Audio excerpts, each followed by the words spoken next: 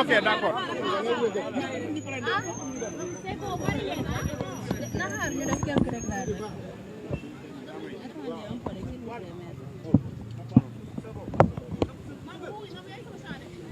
C'est bon? C'est bon, maître. Aïe, 1, 2, 3. Aïe.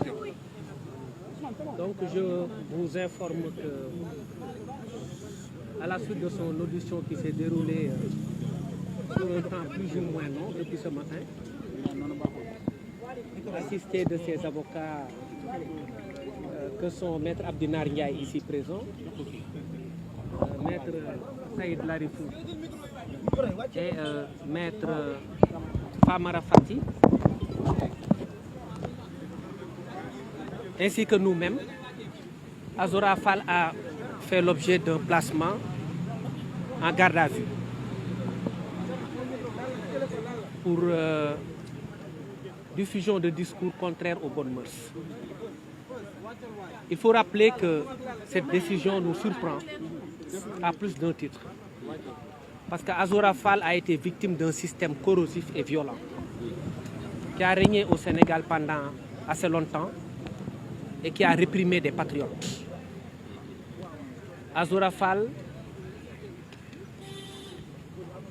a fait l'objet d'une détention qui a duré 1 an et à peu près 2 mois pour une cause qui a été injustifiée et effacée aujourd'hui par une loi d'amnistie. Dans le cadre de cette loi d'amnistie, il était question de prendre en charge les droits des victimes.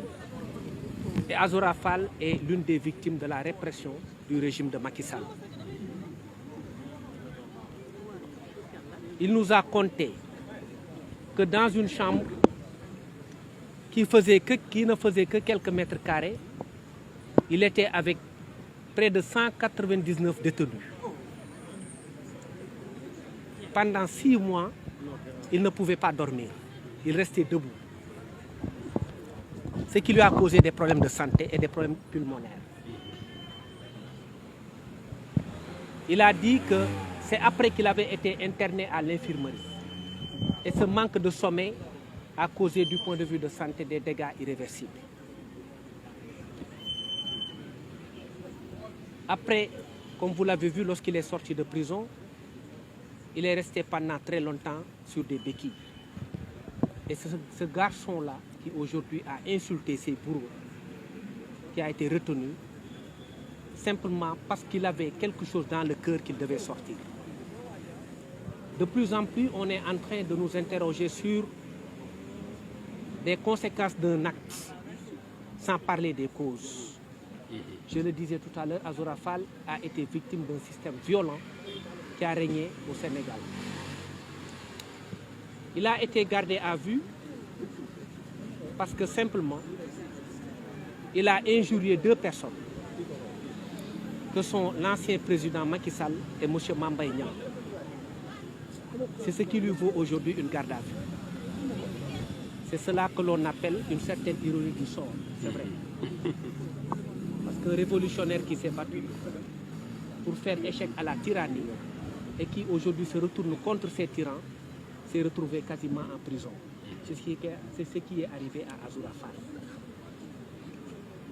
On n'a pas épilogué sur son état de santé parce que pour nous ce n'est pas utile.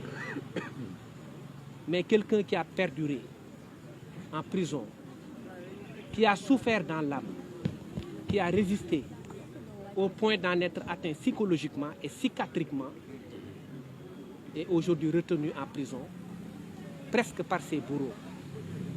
Parce que c'est sur la base des déclarations qu'il a eu à faire contre Macky Sall et contre Mamba Niang qu'il a été retenu en détention. Il y a eu un seul chef d'inculpation qui est lié à des discours contraires aux bonnes mœurs. Parce qu'on ne pouvait pas viser l'injure. Parce qu'au départ, ils ont visé les faits d'injure publique.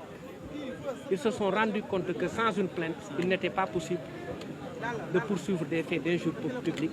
La qualification en cours d'enquête a été changée et redressée pour permettre à la procédure de se tenir bon. Ils ont estimé devoir ajouter une autre infraction. Pour moi, cela ne relève pas de la loyauté procédurale. Et c'est ce qui s'est passé. Ils ont ajouté une infraction pour contourner la possibilité l'impossibilité pour le parquet de s'autosaisir. Parce qu'en matière d'injure publique, le procureur ne peut pas s'autosaisir. Quand on insulte quelqu'un de maire, même si je le rappelle, on ne cautionne pas ses actes, quand on insulte quelqu'un de maire, on n'est pas dans les mœurs, mais on est dans l'injure contre les particuliers. Et ces faits d'injure datent de très longtemps. On sait que ces faits sont aujourd'hui présumés, prescrits. Il n'y a pas eu de plainte de la victime. Donc l'infraction pour laquelle il a été poursuivi aujourd'hui est une simple infraction de substitution. Ce qui accroît davantage l'injustice que vit aujourd'hui Azoura Fall. Il est mis en garde à vue pour avoir lancé des attaques contre ceux-là qui lui ont causé tout le mal qu'il subit ce jour. Et nous estimons que la situation est préoccupante, désobligeante, regrettable et fort malheureuse. C'est pourquoi nous dénonçons cette procédure avec toute l'énergie qui s'y est. Nous allons suivre l'affaire et demain matin, il sera acheminé devant le procureur de la République pour être interrogé. Il y a 3 possibilités. La première, c'est un classement sans suite pour une opportunité de poursuite. La seconde, c'est une procédure d'instruction. Et l'autre procédure possible, c'est le flagrant délit ou même la citation. Mais nous estimons que toutes ces procédures sont inopportunes parce que si on interroge les causes de la réaction de Azoura Fall, on peut au moins expliquer son comportement. Et ce qui lui est arrivé pour moi relève d'une injustice flagrante. En ce qui concerne